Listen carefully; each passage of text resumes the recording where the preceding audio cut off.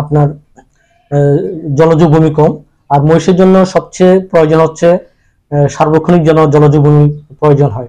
তারপরেও আমাদের হাকিমপুরের দিনাজপুর হাকিমপুরের খামারিরা মহিষ পালনে ব্যাপকভাবে উৎসাহিত হচ্ছে। কারণ কি, মহিষ আমরা দেখেছি যে মহিষ সাধারণত অল্প এবং অপ্রচলিত খাবার খেয়ে অধিক পরিমাণ মাংস তৈরি করতে পারে।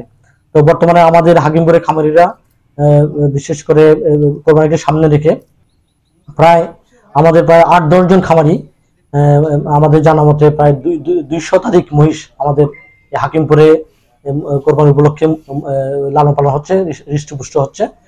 এবং তাদের দেখা দেখি অন্য অনেক খামারি মহিষ পালনে উদ্বুদ্ধ হচ্ছে। কারণ মহিষ খুব অল্প সময়ের মধ্যে দ্রুত বৃদ্ধি লাভ করে এবং তার মাংস তৈরিতে সে গরুর চেয়েও বেশি পরিমাণে মাংস তৈরিতে সে ভূমিকা রাখে।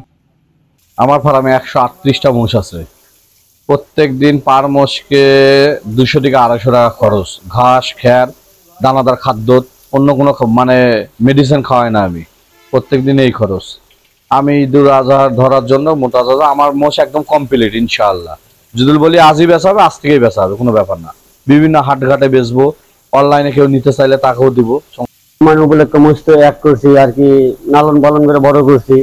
সামনে ১০-১২ দিন পর আমরা বেচা কিনা ভালো করতে পারি, ফলাফল ভালো পারি, মোটামুটি আর কি আলহামদুলিল্লাহ অনেক ভালো হয়, লাভবান হতে পারি। আমাদের এই যে বাড়ির কাছে বিশাল বড় একটা মোষের খামার, গ্রামগঞ্জে মোষই নাই। এখন আমাদের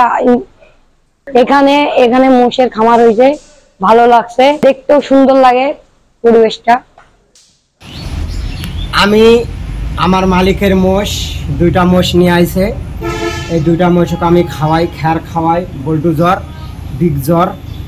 আর আমি এই খ্যার খাওয়াই, ঘাস খাওয়াই, খানা খাদ্য, গুঁড়া ভাত খাওয়াই, সব কিছু খাওয়াই, গোসল করাই, যত্ন করি খুব। আর আমি এখানে এই 2টা মোষ দেখি আমি 15,000 বেতন পাই। এই বেতন দিয়ে আমার সুন্দর সংসার চলে।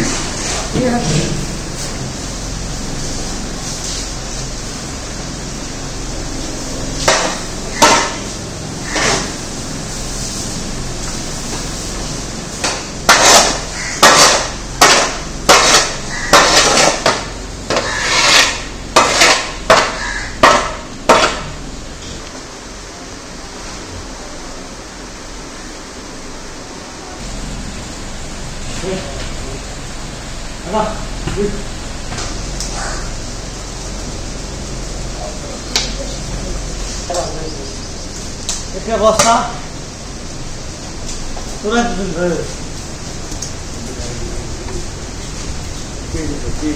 নিব শটটা।